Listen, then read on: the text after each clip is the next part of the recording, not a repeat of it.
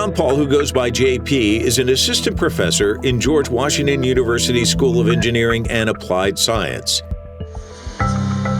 His research focuses on energy-saving technologies and the transition to a sustainable economy, including in the U.S. and China. I spoke with JP at our offices in Washington, D.C. I loved your presentation where you kind of do the whole breakdown of what China's doing and the timeline, because when you look at it with the context involved of your presentation, it's pretty amazing. Can you break it down for us? Because this is not something that's just happened over the last few years. So I guess you're talking about the transformation of China's energy system and what it's been through in the last 10 years and what we're going to need to get to these big goals of zero carbon by 2060. So a lot of that transition is going to require just a sort of wholesale transformation of China's energy system. It's going to require a lot of different steps along the way.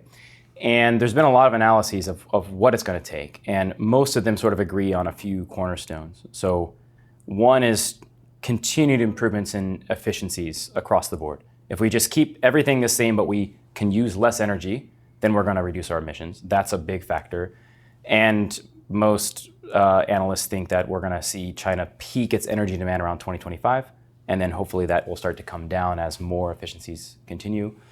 I think the other two really important strategies are to electrify everything and make clean electricity. Both of those sort of have to happen at the same time. And China's really started in that direction. And the momentum now to continue for the next 30 years or so, it needs to continue to ramp up. So just, an example of what that looks like, if you take all of your current cars that are internal combustion engines and burning gas and you switch them to electric, that's getting the fossil fuel out of the car. But now you have to charge that car on a clean electricity. So you also have to have a clean energy system producing electricity. So if you can achieve both of those goals, you're really going to make huge dents in your carbon emissions. And I think that's what's going to be required. That's the path China's starting to move on. But achieving that goal is an enormous scale-up problem. Fundamentally, it comes down to just how quickly can you reach the scales that are necessary. And to give some context there, if you look at all of the solar power installed in North America, so Mexico, US, and Canada combined, China has to install that much solar every year for the next 30 years. And they have to do the same for wind. They have to take all of North America's wind capacity, install that amount every year for 30 years. So that's the scale up we're talking about. And China has started to move along in that direction, but it's still a huge challenge ahead to really get to zero carbon by 2060. Baseload refers to the minimum level of demand for electricity that must be supplied by a power grid. Traditionally, power plants have used nuclear, coal, or natural gas to provide this steady, reliable source of electricity. One of the problems, though, that I don't know if things have changed, but I remember some years back talking to a lot of people about energy, and green energy in particular, solar and wind, that you can't always count on the sun beating down on us. You can't count on the wind blowing. And base load is so important, and you have to kind of rely on that base load, whether it's coal or natural gas, as you describe, or nuclear. Where are we there? Because that's still kind of an obstacle. Because when I look at your diagrams of what, the mixture that China's going to have to achieve its goal, a lot of it is wind and solar. Yeah. So, the renewable power is a cornerstone of a zero carbon energy system, but you're right, you do need stability on the grid, and that's sort of the challenge for adopting all of that renewable. So there's a few other key pieces to make that a feasible system. You will need some base load, and I expect nuclear energy will probably be a cornerstone there, at least from a zero carbon perspective. And another key challenge, which we haven't yet really solved, is energy storage, right? You have to have batteries, essentially, to store power. Wind blowing at night when there's low energy demand, let's store that into batteries so then we can release that the next day when there's higher demands. And the types of technologies and batteries you need for that are batteries that we don't yet really have. We need batteries that can discharge power for multiple days at a time, and they need to be lower cost to be competitive with fossil fuels. So there is, more technological innovation that's going to be required to balance out loads when you're talking large-scale deployment of renewables.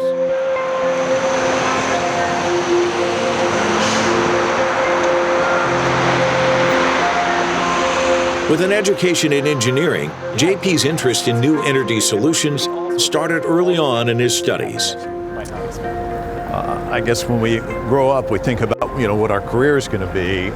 Sustainability, the issues that you're kind of enveloped in right now, probably not something you're thinking about when you're 5 years old. So talk to us about this pursuit. How'd you get into it?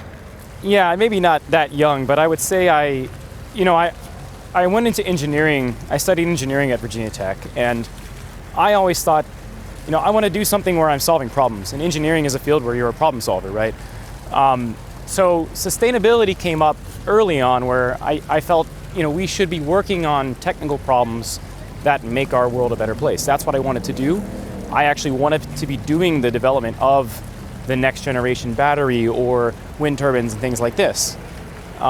So I started looking for those opportunities, but I also started shifting away from them and more towards politics, economics, the policy, these other forces at play, because I had several experiences that sort of, brought me in that direction. One in particular, my first real experience in China was working for General Electric in their wind turbine office in Shanghai as an undergraduate. And that showed me some of these other aspects of what it takes to get wind onto the grid. You have to compete on cost. You have to find ways to produce the product for less money. You have to meet policy regulations. And so I went back and did my PhD in engineering and public policy at Carnegie Mellon to try to start looking at some of those other aspects of what it takes to, decarbonize our energy systems. And I focused on China's electric vehicle industry. That's where I did my dissertation research. You're kind of a well-rounded guy, though, because people probably don't know that you're into swing dancing, very good at it. How does that fall into all of this? Because I guess you can create connections that way, in a sense, too. Yeah, so swing dancing is a big hobby of mine. It's a passion of mine I love, but it's a great network of people. I mean, the swing dancers you'll meet, they're all over the world. They're in all sorts of different fields. And I actually got one of my first internships in Beijing working for a transportation nonprofit. I'm pretty sure I got the job because of a connection through a dancer who I knew, who said, hey, you should hire this guy. So, that's a handy network, great friends.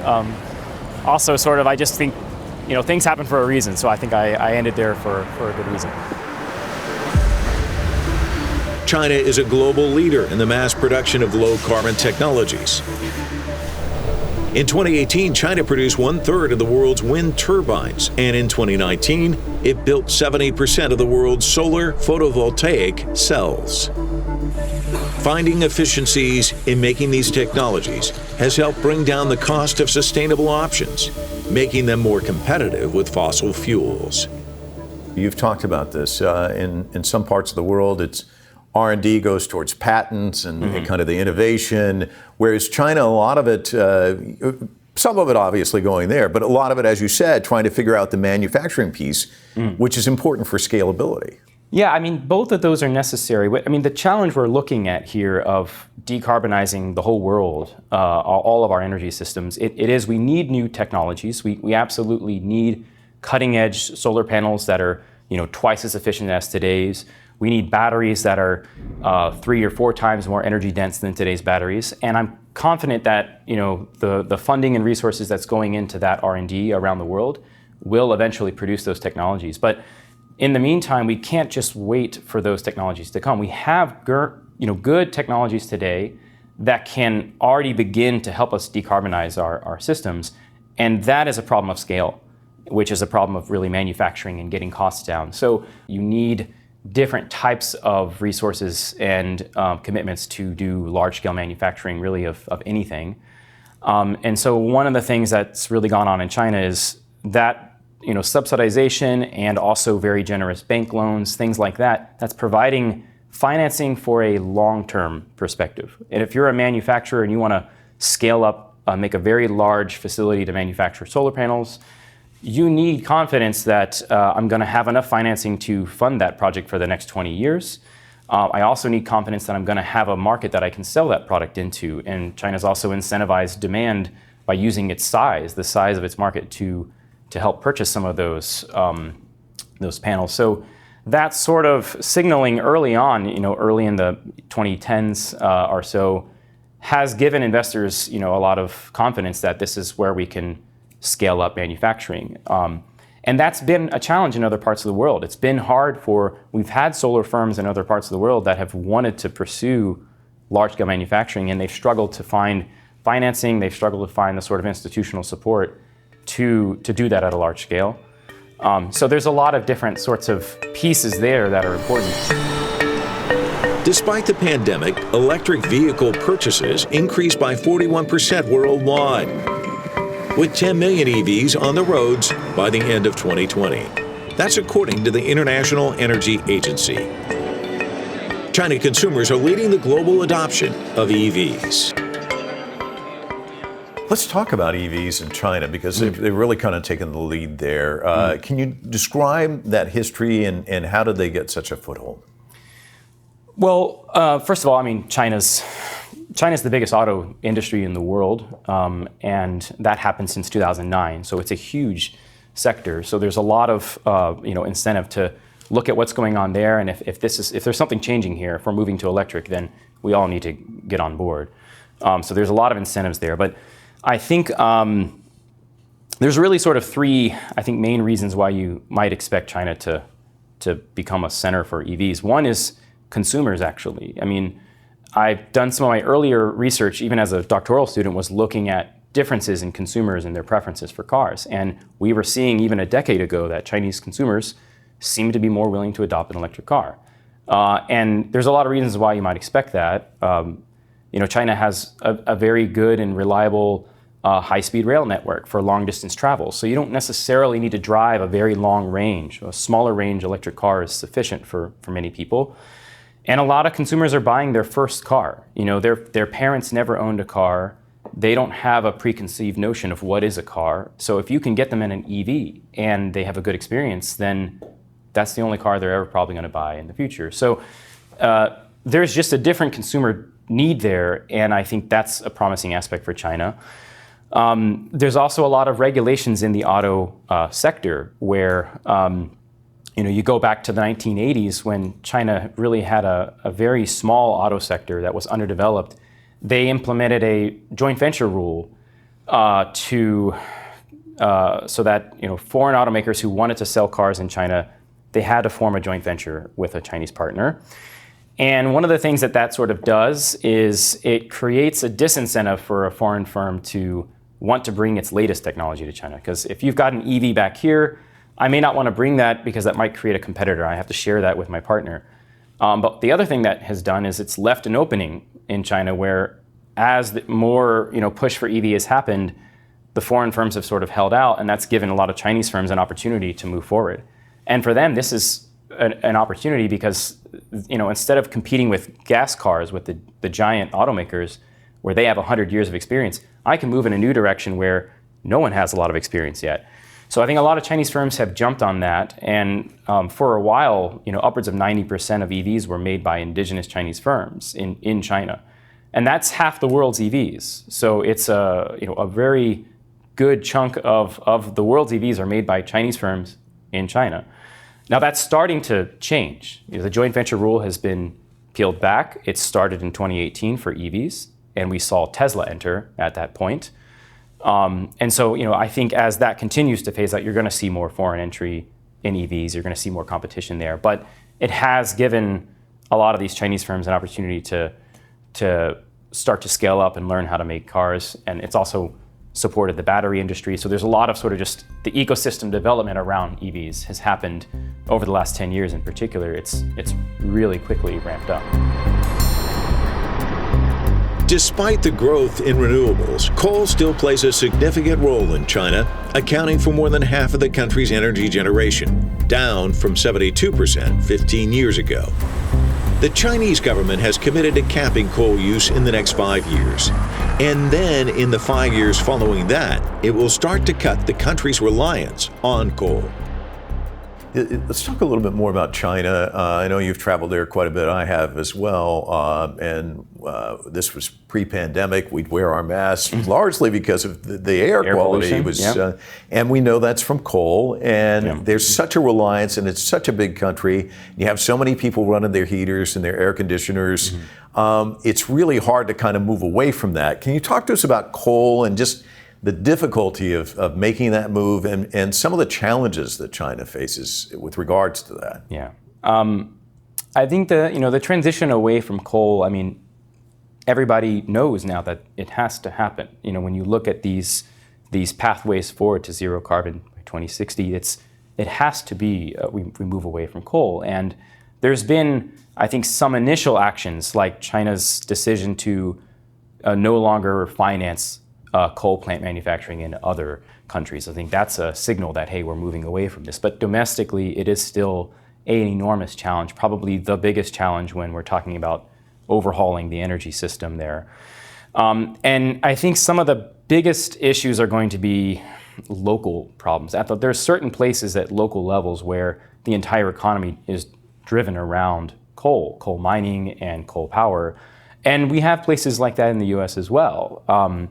And those communities, you're talking millions of people there who, if that industry disappears rapidly, this is a potential for lots of unrest, and we need to do something about this. So this is a challenge for China. It's a challenge for other parts of the world too, and it's also a challenge for the US. We also still consume a good amount of coal. So how you navigate that, that decommissioning of coal plants and transition to renewables, it has to be done with some of those places in mind. And I think there's a role for the government in every country to consider what's going on in those communities, try to provide them some other opportunities. Because my fear and worry is that if we move away from it rapidly, that those communities will collapse, and a lot of people are going to be out of a job, and that's problematic for obvious other reasons. So if we just make a switch to zero carbon, but we leave all these people behind, I also see that as a failure. I think we have to find ways to do both. And we look at things like the big infrastructure bills that was just passed in the US. There's a lot of provisions in there for trying to also deal with that, try to provide some of those communities opportunities. I think China's also realizing this, that we have to do something about this. I don't have a great answer, but we can't ignore it, right? You have to address it. One of the things that you point out is that, even though there's a fractured relationship between the United States and China, this is an area where the two countries should come together as global citizens, because this is a serious problem, not just for the US and China, it's for the world. Yeah, around climate change in general, I mean, I think there's plenty of common ground there where we have opportunities to work together. There's going to be specific areas where there's always going to be some competition. But if you're talking about maybe the auto sector, for example, the scales we're going to talk about we need for large-scale transformation of gas cars to electric cars, I think it's almost inevitable that there's going to be overlap in supply chains, things like batteries, raw materials. We are, in the US, there's a lot of incentive now to start to build up some of that supply chain domestically, but there's likely still going to need to be some trade there with China over a lot of these, especially upstream materials, just raw material processing to create the batteries for these EVs. So even though many of those batteries are probably going to be made here in facilities here, because you just tend to make heavy, bulky things like cars domestically, I still think we're going to need to work together on some of those large supply chain issues. Failing to do so, I think, is likely going to delay how quickly we can make this transformation. In our race to get to be carbon neutral, are you a glass half empty or a glass half full guy at this stage? I don't think you could be a glass half empty if you're in my space. I mean, it'd be very depressing if you were a glass half empty person. So I'm always trying to look at the positive side of what we can do and the progress we've made. I see lots of things to be excited about. Just the cost of things alone is an exciting thing. You go back to what people were expecting the cost of batteries to be today, 10 years ago, they were projecting costs that are much higher than they are today. We've actually way overshot projections. So that to me is that's promising. That means I'm hopeful we're wrong again. In the next 10 years, whatever we're saying it's going to be in 2030, I'm hoping we're below that. So I'm hopeful we'll be able to meet these targets. But as we've talked about, this is a huge undertaking. This is essentially going to require us to change almost everything we do and how we do it. So yes, change is hard, but I'm optimistic we can get there. JP, thanks so much. Yeah, thanks.